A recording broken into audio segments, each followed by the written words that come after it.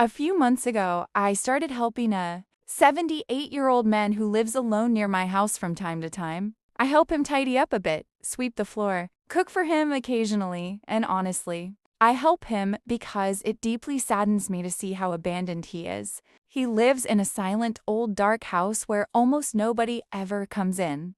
He never receives visitors. His phone never rings. No children, no grandchildren, no relatives, absolutely no one. At first, I thought maybe his children lived far away or were simply very busy, but over time I realized the story was much sadder than that. The man slowly began to trust me, and one day, while I was organizing some dishes in the kitchen, he told me something I honestly did not expect to hear. I was not a good father.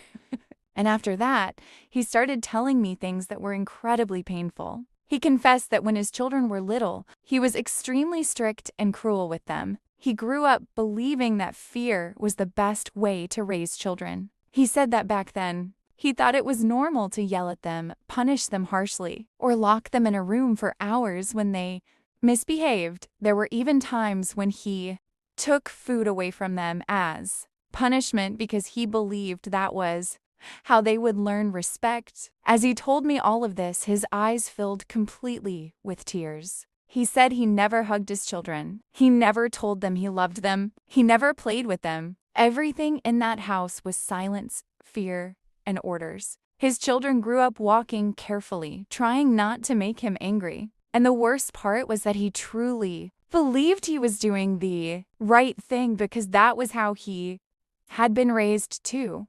Over the years, his children grew up and slowly drifted away from him. First, they stopped visiting often. Then they stopped calling. And eventually, there came a point where they practically disappeared from his life. Now, none of them wants to bring their own children into that house because they still remember the fear they felt growing up there. The hardest part was when he told me, "I changed, but I've changed too late." He explained that by the time he began to understand all the damage he had caused, his children were already emotionally broken adults, filled with resentment and distance toward him. He tried to get closer to them, apologize, and become different. But some wounds were simply too deep, and honestly, there was something that completely broke my heart. One afternoon, I saw him sitting alone, looking at old photos of his children when they were small. He touched them gently as if he wanted to turn back time, and then he said something I still cannot forget.